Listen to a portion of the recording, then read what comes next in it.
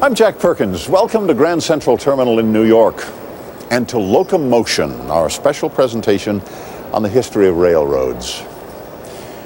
Our program is a journey by rail through history and around the world.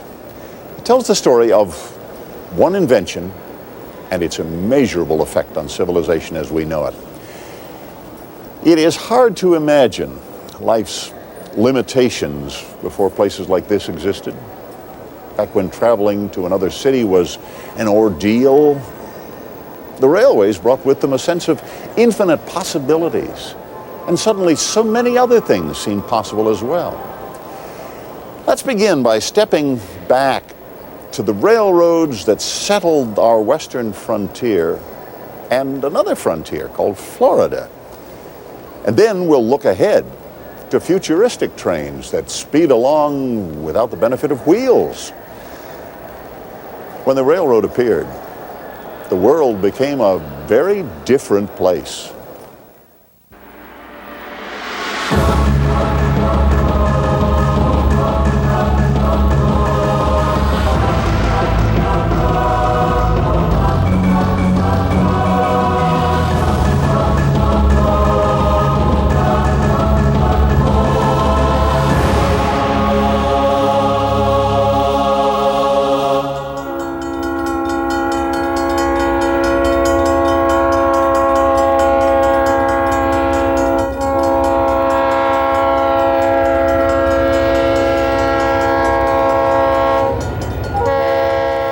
First, humans discovered fire, then invented the wheel, and then, thousands of years later, put the two together into a railroad.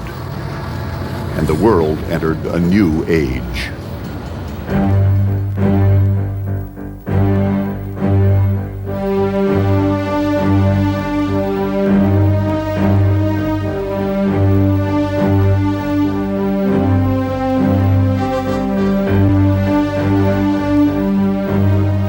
The story of locomotion is a story of change. Man created the railway and then had to discover how to come to terms with it. The combination of steam and iron was a magic formula that would mobilize the present and radically transform the future.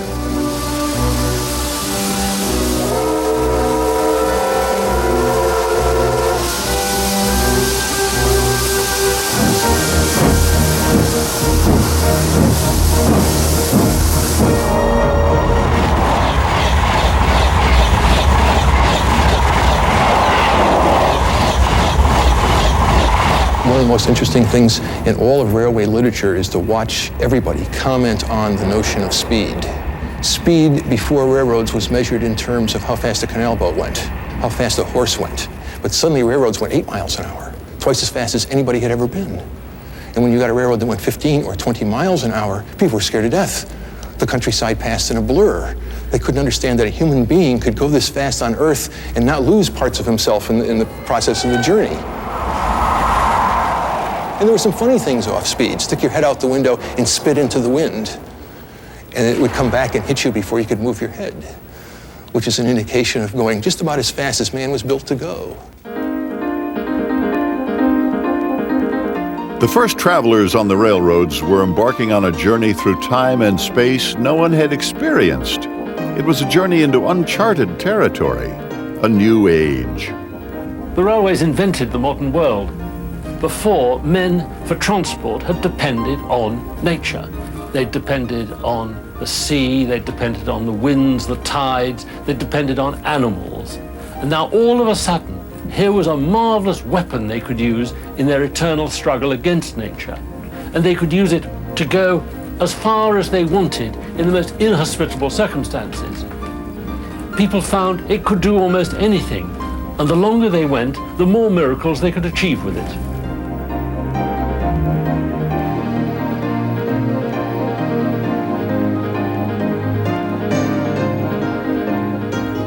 I think the biggest single miracle of the railways was how soon they triumphed over the most extraordinary obstacles. That within 10, 20, 30 years, they'd conquered the Alleghenies, which were supposed to be impassable. They'd conquered the Alps within 30, 40 years. They conquered the Rockies. They conquered even the Andes. They got 15,000 feet up, 5,000 meters up in the Andes within 30, 40 years. Man dominated nature in a way that nobody had ever dreamt was possible. The wonders of science and human technology challenged nature. Until then, life had been governed by a long-established natural order. That was broken down by this new age of railways. It changed man's relationship with nature. He could suddenly move through nature very, very quickly rather than wandering through it slowly. He could bypass nature. It was a sensation that they had never felt before. And it was something to tell their children and grandchildren for generations about what it felt like all at one time. It began with George Stephenson's locomotive called the Rocket in 1829. From then on, railways inspired wonder and sometimes fear. The train was called the Devil's Carriage and the Magic Machine.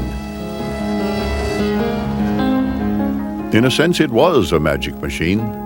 The locomotive pulled cars carrying kings and commoners, soldiers and criminals. The railway brought people together, towns, entire countries. Along the way, the train left its mark on the world and on how people looked at the world.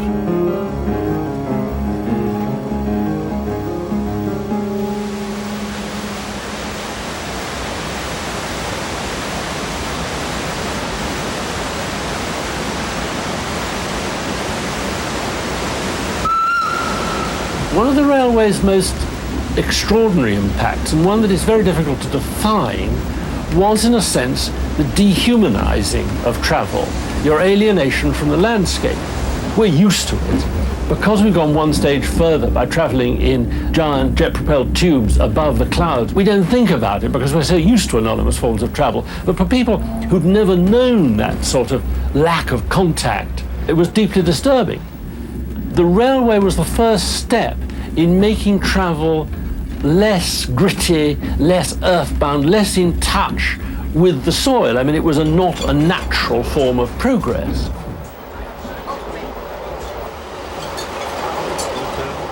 This is the Glacier Express in Switzerland. Safely insulated from the elements, it makes its way through the landscape. Its comfortable passengers are free to interact. Nature is just a pleasant diversion. The passenger train created an entirely new interior world. The landscape was reduced to an accessory, there if needed, but easily ignored. And in this interior world, new codes and customs evolved. Reading became a natural part of the process. A book or magazine helped pass the time when people lost interest in seeing where they were or where they were going. Eating added to the sense of the train as a community, somehow set apart from the rest of the world as it rolled through the countryside.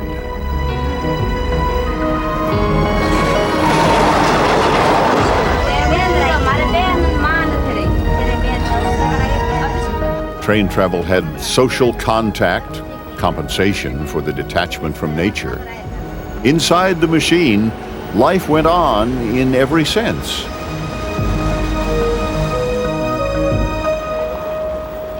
In the world, the railroads created masses of people moved together. Passengers departed and arrived at the same time. Time. Freedom to travel was constrained by a strict new kind of time. Railway time. Before the Industrial Revolution, before the railways, people went by the time in their vicinity, in their local town, in their local city.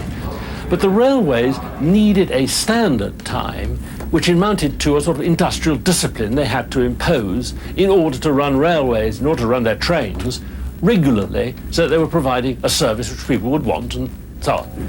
So what they did was effectively impose their own grid, impose their own standards, impose their own discipline. So that by 1850 in England and 1880 in the States, you had a standard railway time. Railroads, because they had to operate to the minute to prevent wrecks to make connections between railroads had to redefine time. And they did it initially by taking time and putting it up on the depot. And that became railroad time. The depot became the center of towns and villages. It's the place where things happened. It's where news came in, where the telegraph was situated, where merchandise for the stores arrived, where newspapers came in, where virtually everything happened, where people left. You went to meet friends and greet friends, say goodbye to your lover, whatever else happened. You did it at the depot. And you had to do it at the time the train arrived or departed. And therefore, the depot clock became the central timepiece in every village and hamlet in the country.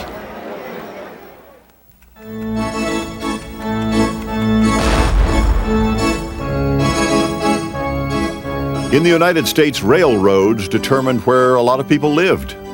There was increasing demand for living space. Settlers headed west by the millions to grab land for themselves and their families. In these land rushes of the late 1800s, the people who went fastest and farthest would acquire the best land. The railroad was a new weapon to speed up that conquest. We were a nation only 40 years old when the first railway trains began running. Therefore, railroads came as a godsend because what they did was two things. They allowed us to expand at an even faster rate. But at the same time, ironically, they also brought us together because they made it very easy to go from one section, one state, one territory to another, all over the eastern part of the continent. Therefore, we had a feeling of political cohesion at the same time that we had this dispersion of population that would enable us to take advantage of the natural resources out to our west. At the time, I'd like to just introduce myself to you. My name is Gary Holtsoy. I am a member of the Navajo Nation. My Navajo name means a warrior of the Meadow People. This is how you say my name in Navajo. I'm born of the salt. Travel itself was being rapidly redefined. As the new technology swept across America, people claimed vast sections of the West. And the trains created new destinations for passengers as towns sprang up wherever the railway chose to go.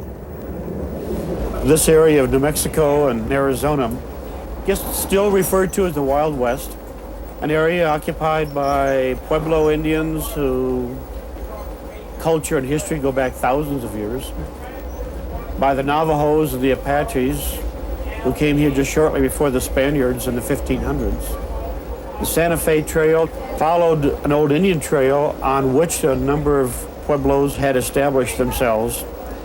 So this represented a large amount of land being taken away from Indian use and occupation.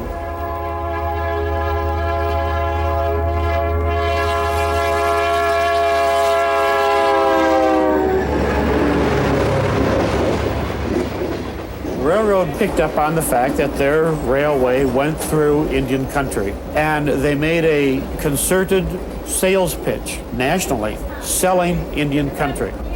They renamed their trains the Super Chief, the Navajo. They developed calendars and posters and publicity in national magazines, all relating to the fact that come out to the West, see Indians, see sand painters, see rug weavers, but take the train.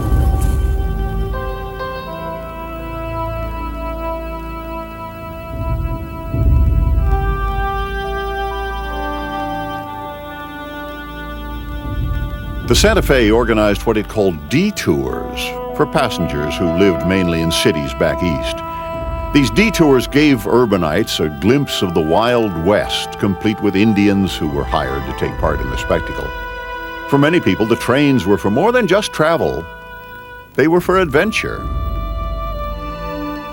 This was an ongoing national publicity promoting an image of the Indian that, yes, was romanticized and looking at it as the last of the noble red men.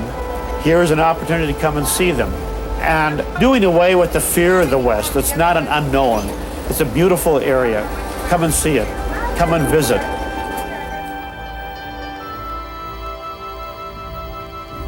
Suddenly, the people on the move weren't frontiersmen or rough and ready folk with their family who were willing to go out and brave the dangers. You could now get on a railroad coach, ride for 24 hours, find yourself on the edge of civilization somewhere, and you're just as mobile as Daniel Boone had been.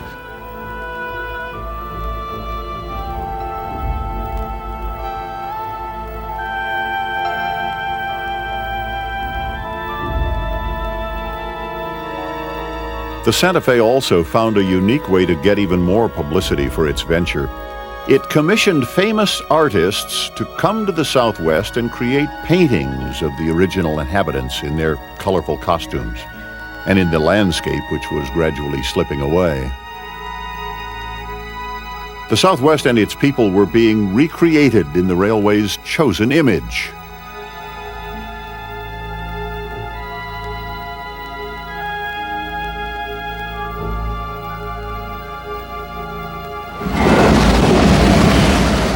After it made the West accessible, the Santa Fe began to make it hospitable. In 1878, it hired an Englishman named Fred Harvey to feed passengers in style. The railway wanted to go first class.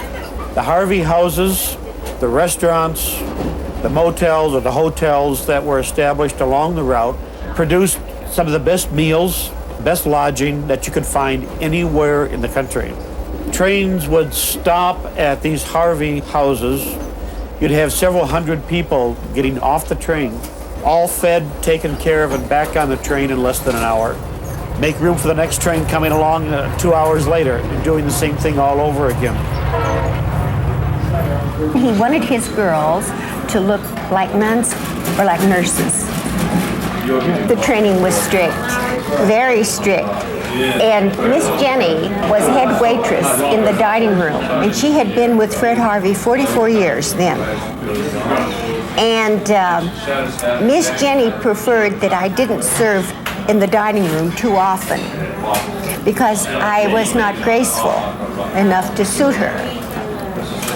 They kept us so busy. Any time that you weren't serving people, you were busy folding napkins and being sure that everything was in perfect order. And even to this day, when I go somewhere and it isn't well served, it bothers me because our training was so intense in that field.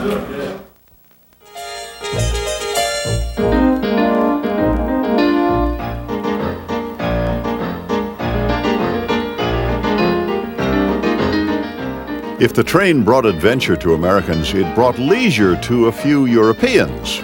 For the upper classes with money to spend and time to enjoy it, travel by rail became a new fashion. The Blue Train from Paris to the Mediterranean was entirely first class. No common folk need apply.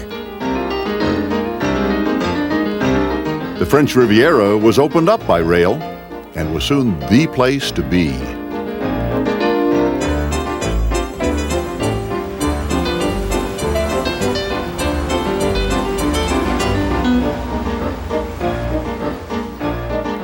Nice was invaded by the English and the Russians, at least those who could afford it, and royalty from all over Europe. What had been a rundown fishing port in the mid-1800s was transformed into an international pleasure zone.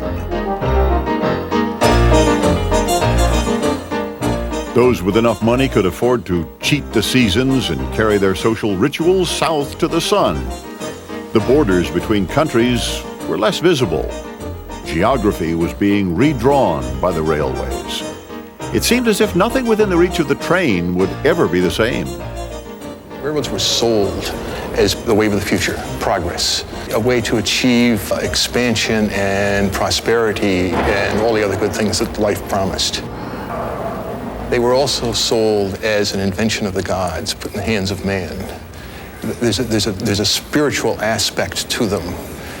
To steam locomotives. They took on a life of their own. They're almost divine, right? And the interesting thing about that is it made the people who ruled the railroads, the people who ran the railroads, it also put them on a level of the deities as well, because it gave them control over nature, as God has control over nature. It gave them control over distance. It gave them control over mobility. It gave them control over prosperity. It's the same kind of control that God has. And so the railroads very quickly were seen by the public as a divine scientific intervention in the unalterable march to progress. Nowhere was the march to progress more evident than Florida. Before the railway came here, Miami had a handful of people. As late as 1895, there were maybe a dozen people living along the Miami River, and that was essentially it. The railway came in April of '96 and it magically transformed this place. And this was an isolated area dominated by the Everglades with a handful of people living along a couple of the waterways. There was actually nothing here until the end of the 19th century. The railroad brought prosperity to remote corners of the world and extreme wealth to a handful of men. One of those was a businessman who had already made millions in oil. In many ways, Henry Flagler built what we now know as Florida, and he built it with railroads. Flagler's importance to Florida, it's not a case of saying it can't be overestimated. It's a case of saying that without Flagler, there would be no Florida. At least there wouldn't be a Florida that we know today.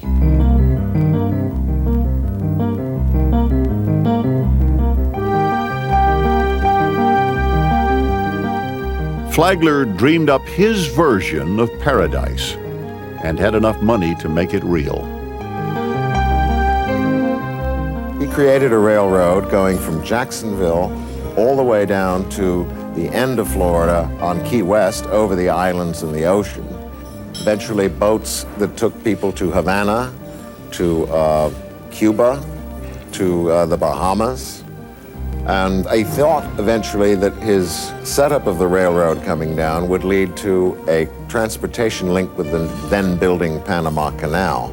It would be one of the greatest links of advantage, you know, in the entire country. Here's what a journalist of the Times had to say. It is to be doubted whether mere figures can give an adequate idea of the magnitude of Flagler's work. He has spent $41 million in Florida, $18 million on the railroad, $10 million in the Key West extension, and $12 million in hotels. What it comes down to is that Flagler has made the east coast of Florida. The island of Palm Beach was little more than a coconut grove until Henry Flagler came along. He created the most exclusive resort in America and built the Breakers Hotel as a haven for his millionaire friends.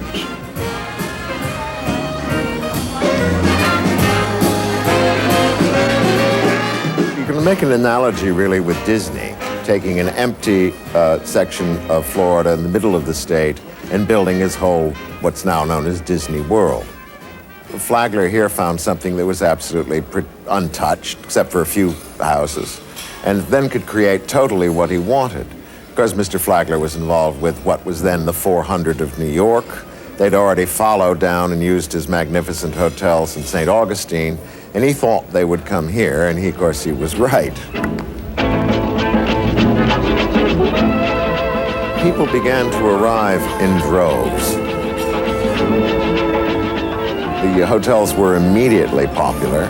He would bring the Hungarian String Orchestra. He even brought people such as Emma Ames, who was a famous opera star, Nellie Melba. It's even said Caruso came and sang, but I haven't been able to track that one down to more than legend.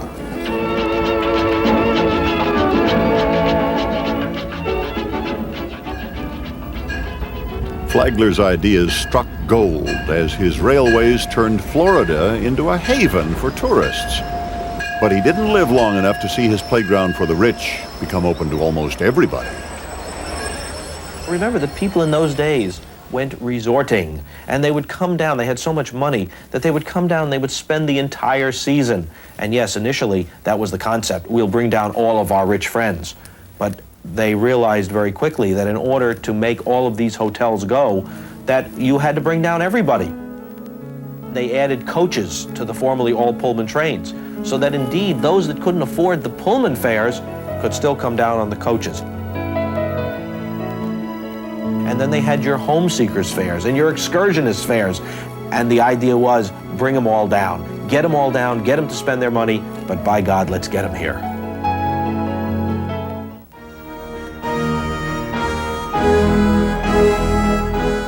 In the great cities of the 20th century, huge monuments were dedicated to the prosperity and grandeur of railroads. Train stations were the cathedrals of the railway age. Cities competed against one another to put up the most opulent. At the turn of the century, work began on the most opulent of all, Grand Central Station in New York. There was a terminal built here in 1871. This is not the first one on the site. We had an open rail yard back that way, which is up Park Avenue right now. And between Madison Avenue on this side and Lexington Avenue over on this side, and from 42nd Street all the way to 59th Street, in the middle of this island was an open rail yard. By 1902, there was a major explosion on a train right up there on Park Avenue where 15 people were killed because of all of the fumes, the steam, and the smoke. It was decided then that they needed to electrify these trains so they could bring them easily into the city. Above the station, the engineers built a giant 43-acre roof. Below, they dug into Manhattan to create 3 separate levels for trains. There were 83 underground tracks that would carry 700 trains a day. The new station helped create a new city. All of the air above this open rail yard was sold to all of the buildings that now line Park Avenue. They're actually built on top of what you could think of as a bridge. And the $180 million that this building cost at the day, which was $2 grand for any building project up to that point, was only affordable because they were able to sell all of the air above their tracks. And this was a new real estate concept. In fact, in the years between 1904 and 1926, the city of New York had its real estate prices go up by 26%. In this immediate vicinity, the prices went up by 244%. This was a boondoggle. It was an amazing way of making money out of thin air and an open rail yard. To build this monument took nearly 10 years and $80 million. That was in 1913, don't forget. The equivalent today, about $1 billion. And that kind of massive investment died along with the golden age of railroads. Both were highway fatalities, victims of America's love of automobiles. Many of our once great railway lines now exist only in history books, often found in Chapter 11. And even the most glamorous stations like good old Grand Central now serve less than glamorous commuter lines. But in a few parts of the world, the golden age is right now. So if you're looking for shining new trains and stations, look to the east. Japan's railways are the envy of the world. Fast, clean, frequent, on time. They stand as a shining example of what can be achieved when an entire nation, government, business, and science decides to place priority on train travel. A Shinkansen, or bullet train, leaves central Tokyo an average of every 3.5 minutes. Welcome aboard. This train, the Nozomi Express, runs between Tokyo and Hataka. My name is Sato, and I will be driving this train between Tokyo and Shin Osaka via Toyohashi.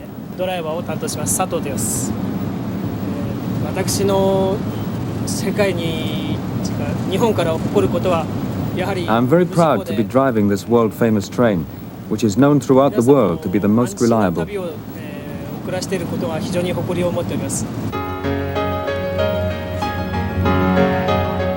Railways have thrived in Japan, partly because the government controls the economy, and so railways have been protected from competition.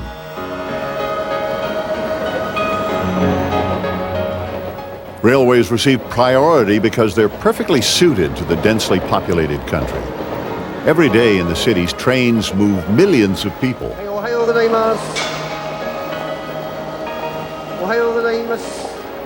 With so many millions of people, every part of the system has to run like clockwork.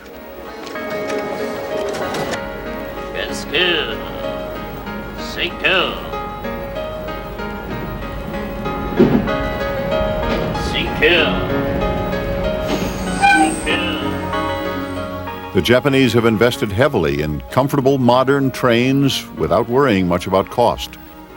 In Tokyo, trains and subways handle about 90% of the workers commuting to the business districts, a far higher percent than any other city in the world. Many of the things that are most distinctive about modern Japan, both economically and culturally, are epitomized by its railroad system. Economically, of course, the whole Japanese miracle could not function without this railroad network, getting people from their suburbs to their jobs each day, moving freight so efficiently. Culturally, it is a kind of model of the miracle of modern Japan. The railways work partly because of Japan's unique culture. The country thrives on consensus. The interests of the people are seen as united with those of business and government. Individuality is often sacrificed to the common good.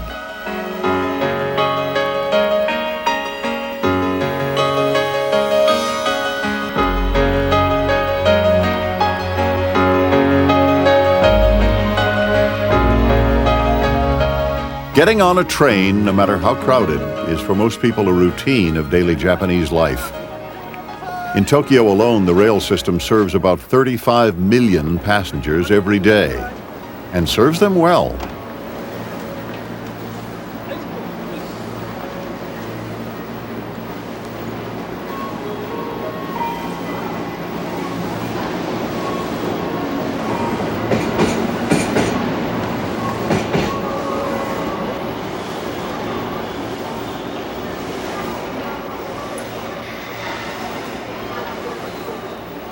It is so established in Japanese popular culture that the trains will run on time, that there's even a genre of detective stories where the plot always turns on train schedules, and they can go do all sorts of elaborate acts of detection, saying that since the 8:45 arrived with a minute and a half to spare for the 8:47, then we know the killer could have made this transition, et cetera, et cetera.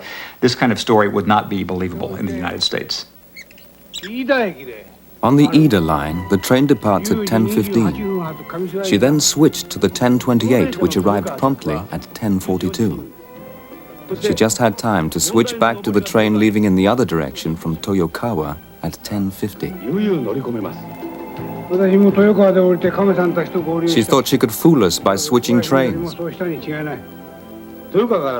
Between the stations, it takes 15 minutes. The suspect pretended to be asleep for that time. Ah, yes. The suspect came out about 15 minutes earlier and switched trains. Trains were unknown in Japan until 1854, when Western visitors brought news of the awesome new invention being built in England and the United States.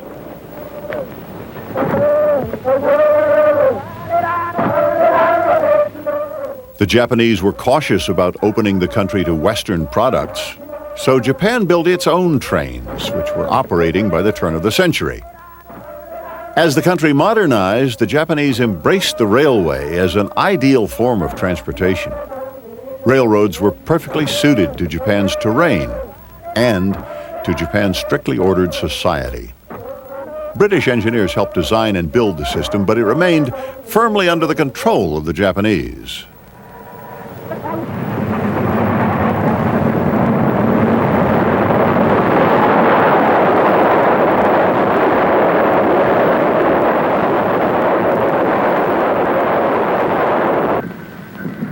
Ironically, losing World War II gave Japan a further advantage.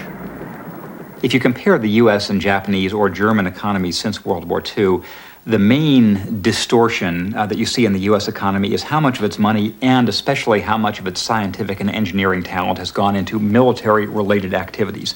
This has had some economic payoff, especially in the aviation and aerospace industries, but most people think it's been a real loss. In Japan, the same money and much of the same talent has gone instead into commercial projects and to the country's own infrastructure. And the excellence of Japan's train system is one sign of the things they've been able to do since they haven't been building nuclear fleets. In 1964, Japan launched the new bullet train, which would travel at 160 miles an hour. This was less than 20 years after the war and was a signal to the world. Other countries could go to the moon. Japan would concentrate here on Earth. Well, I think what you need is what I call the building spirit. You've got to want to be a builder and set a record in history as somebody who built rather than consumed. Now, I think building is just as much a part of human nature as consuming. And of course, it's interesting if you think about it historically, the people we remember are the great builders like Ramesses II, the Roman Empire, the people who built and left something, not the people who had a very high standard of living. Japan certainly had the building spirit, but it came at a price. The railways were a source of national pride, expected to regain the prestige lost during the war. And they were to provide transportation for an economic miracle. Japan forged ahead with more and better trains, but they didn't pay their way. Beginning in 1964, when the bullet train was introduced, the railways started losing money. While other countries tore up tracks and cut back on spending, Japan's national railway kept building.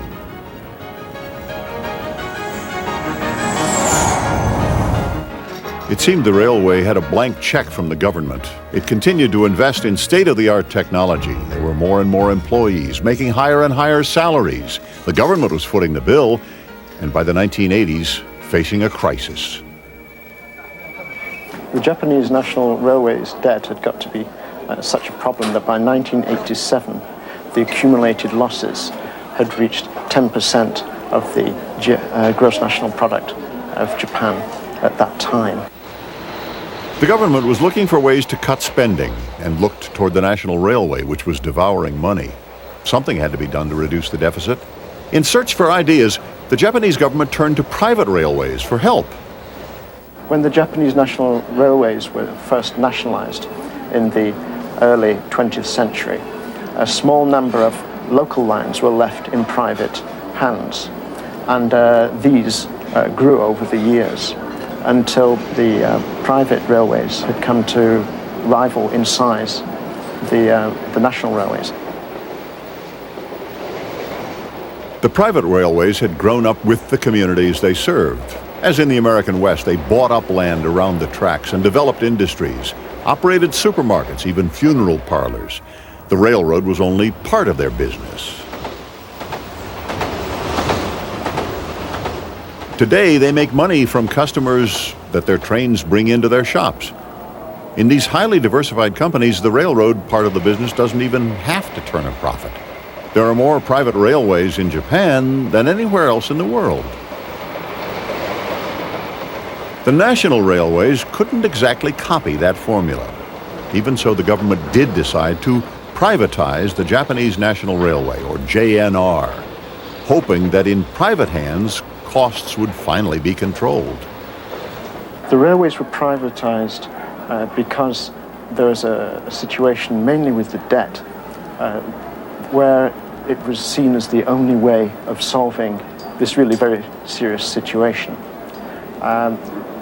JNR had come to play a certain role in Japanese national life, including Japanese political life, whereby it was unable to control its own investment, and it was being forced to build lines in increasingly marginal areas for political reasons, which it then had to finance and pay for. And it just couldn't, as a public corporation as it was then, it wasn't in a position to resist these pressures. The government privatized the system in 1987, forming new companies that would offer shares on the stock exchange. The debt that was run up by the national railways will still have to be paid by the taxpayers. And the new companies, private or not, will probably be bailed out by the government if they get into financial trouble. So even in Japan, where there's a national will to support railways, where there are natural allies in government and business, and where trains make geographic sense, running a railroad is often a money-losing proposition.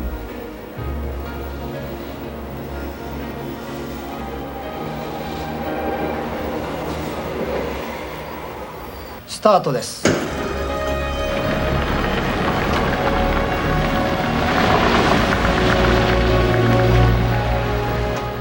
Despite its history of money-losing railways, the future of train travel is being explored on the southern tip of Japan. The maglev train has done away with wheels and rails altogether. Instead, magnets lift the train and move it at a speed of up to 250 miles an hour. Whether the maglev train has a future will be determined by more than just economics. The decision will be based on whether the new technology will lead to a measurable national benefit.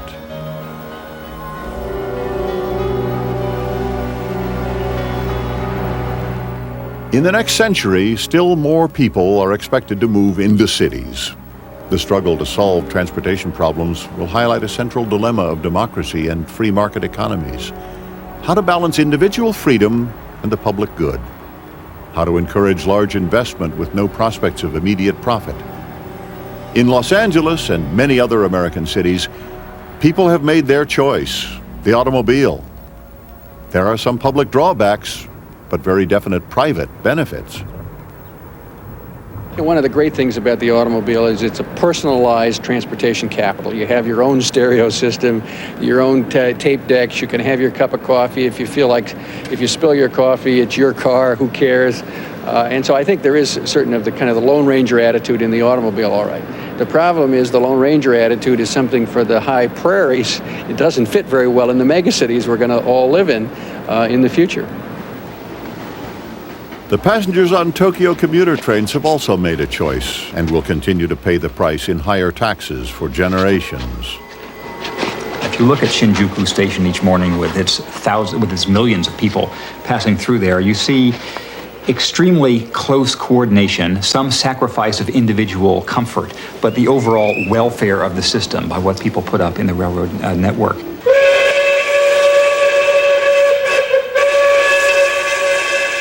In the golden age of American railroads, things were simpler. Railroads' benefits were clear and immediate on commerce and in our private lives. Whether the railroad still provides benefits to America is not so clear. There are some activities, education and transportation being two of them, which have enormous long-run effects, and it's worth investing even though they don't make narrow economic sense. For example, suppose I was a hard-nosed capitalist mother and father thinking about sending my children to 16 years worth of education. That is a lousy investment that no capitalist would ever make. With 16 years with no returns, there isn't any way that could pay off. On the other hand, having an educated citizenry clearly does pay off for every society. And the same thing's true on a good transportation system. If you look at it at any moment in time and judge it in very narrow criteria, it probably doesn't make sense. We never would have built the interstate highway system under that kind of criteria. On the other hand, in the long run, it does. And of course, it goes right back to why the Roman Empire built roads. It's the thing that holds us together, the transportation system. For more than a century and a half, ever since George Stephenson built England's first public railroad in 1825, the locomotive has changed the world.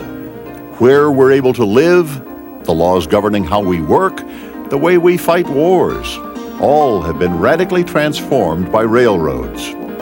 It may be debatable exactly when the so-called modern era arrived, but it got here by train. The automobile and the airplane, of course, also transformed our lives. They were great steps forward in the modern world. But the railroad created that world in the first place. So for those who detest the very idea of modernization, the railway is the chief culprit. In 1854, just 20 years after the first American railroad, Henry David Thoreau wrote from his sanctuary on Walden Pond, "We do not ride on the railroad, it rides on us." For A&E, I'm Jack Perkins.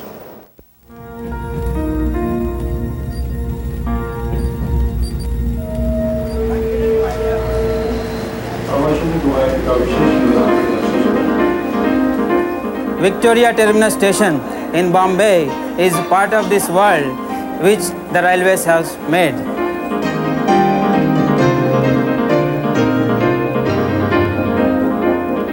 It's very simple. Florida is part of the world that the railways made.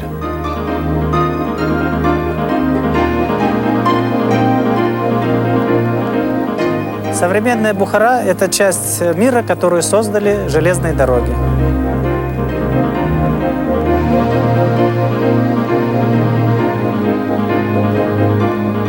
Grand Central Terminal is part of that world that the railroads made.